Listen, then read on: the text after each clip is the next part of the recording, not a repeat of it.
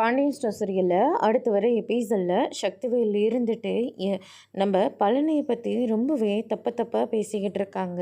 இவெல்லாம் என்னுடைய தம்பியே கிடையாது, ஏதோ போனால் போட்டோமேன்னு சொல்லிட்டு தான் இந்த வீட்டில் இவனை தங்க வச்சு இவனுக்கு ஒரு கல்யாணத்தை பண்ணி வச்சேன்.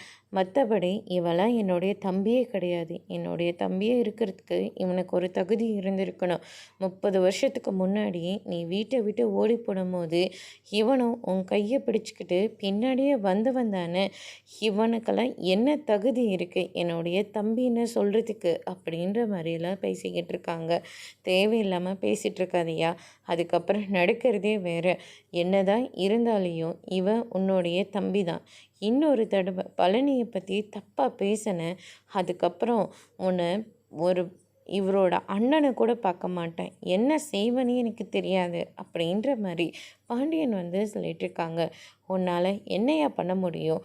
நீயே 10க்கு 10 ரூமில் ஒரு மளிகை கடையை வச்சுட்டு உட்காந்துட்ருக்குற, நீயெல்லாம் வக்காலத்தை வாங்கிட்டு வந்துட்டியா அப்படின்னு சொல்லிட்டு பாண்டியனை அடிக்கிறதுக்காக போகிறாங்க. ஆனால் அதுக்குள்ளே நம்ம செந்திலும் கதிரும் எல்லாரும் சேர்ந்துக்கிட்டு அவரை எட்டி ஒரே ஒரு ஒதைக்கிறாரு.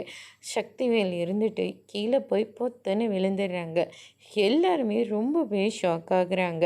அதுக்கடுத்து தான் என்னால் இதுக்கே தேவையில்லாமல் பிரச்சனை, விட்டுருங்க, எனக்கு இந்த சொத்தம் வேண்டாம், எதுவுமே வேண்டாம், ஏன் இவர் என்னை தம்பின்னு கூட சொல்ல வேண்டாம் அப்படின்ற மாதிரி சொல்லிடுறாங்க. அதோடு இன்னைக்கான பிரமம் முடிச்சிருக்காங்க.